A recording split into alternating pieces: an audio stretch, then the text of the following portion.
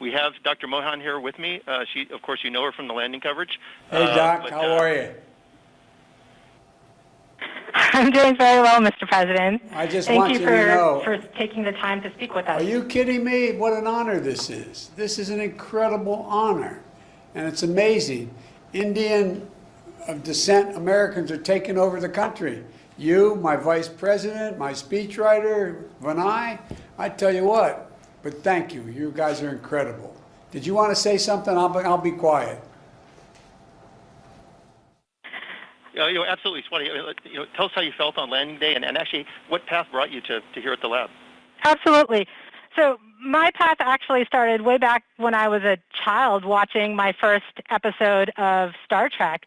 In addition to those fantastical scenes of space, what really captured my attention was this really close-knit team who was working together, manipulating this technological marvel with the sole purpose of exploring space and understanding new things and seeking new life.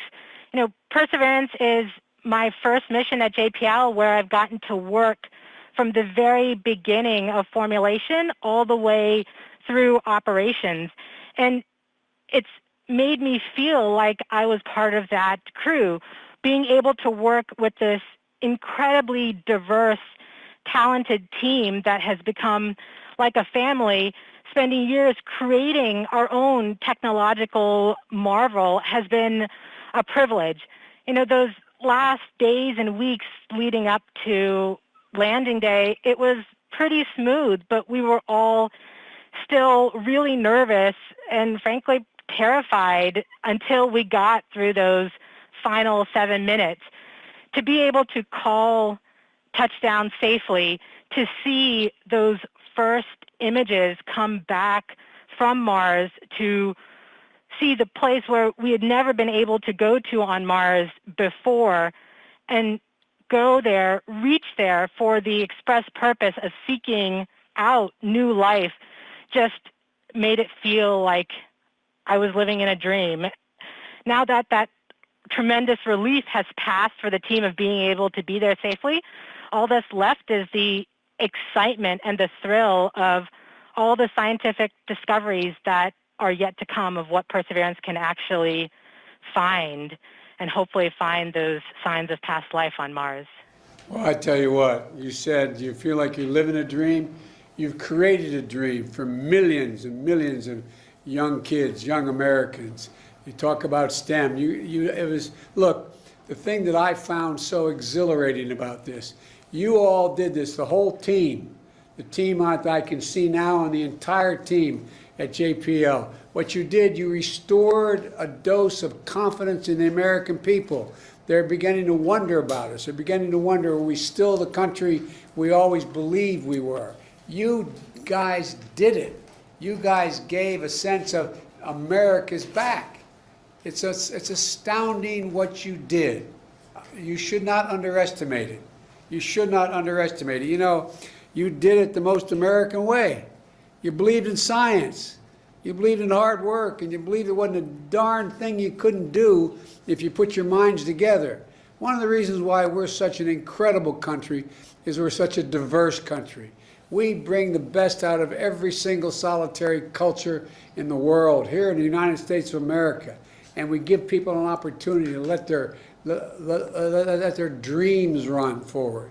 And I can't tell you how much, everyone was so down the last years about, is America still the font of change, and are we still the country that has hopes and develops and pursues the most unlikely things to happen?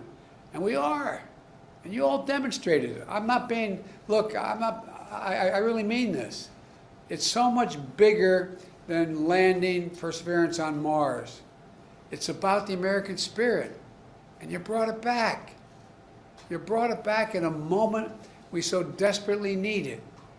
I was talking to a head of state who was calling me about congratulating me in becoming president. And then I later heard from another head of state saying, America's changed so much They used to be so competent to do great things, and here they can't even deal with the coronavirus. Look how badly organized they are. That was said by a head of state, and America image in the world. And it matters. It matters because democracies have to demonstrate they can run as efficiently and more efficiently than autocracies. There's a big battle going on. Your kids are going to be studying about when democracy once again reestablished, it could do anything, as opposed to autocracies that can just command things. I just can't tell you how much I believe historians are going to write about what you did at the moment you all did it. At the moment you all did it. You should take such great pride in what you did. We can land a rover on Mars, we can beat a pandemic, and with science, hope, and vision, there's not a damn thing we can't do as a country.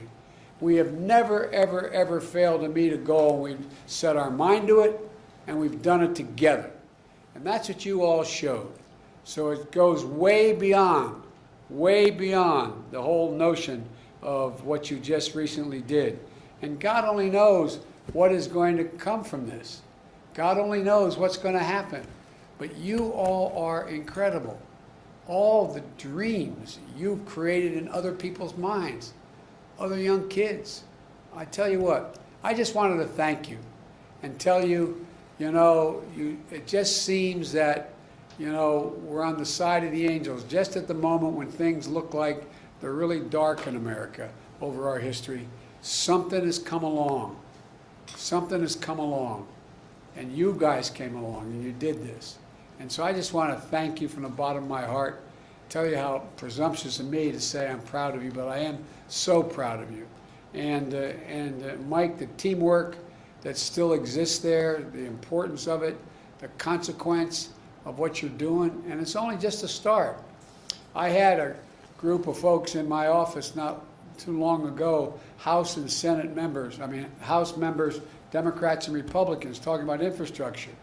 And I have in the shelf in my Oval Office a moon rock. And they walked over and said, "This is actually a moon rock from the moon?" And I jokingly said, "You ain't seen nothing yet. Wait till you see what comes home from Mars." So anyway, folks, thank you, thank you, thank you, thank you. You're great Americans, and you're demonstrating again there's not a thing we cannot do when we set our mind to it. Well, God bless you all. Thank you. Thanks, Mike. Thank you very much, Mr. President. By the way, I'm like a poor relative, Mike. When I'm invited, I show up. So be careful. The poor relatives, they show up. We will. They stay longer than they're supposed to. I'm one of those kind of guys. We will be more than happy to have you. To stay as long as you want. I'm looking forward to seeing you all in person. We'll Thank you. get you in office here. Thank you. Thank you. Appreciate it. Bye-bye. Godspeed. Thank you, sir.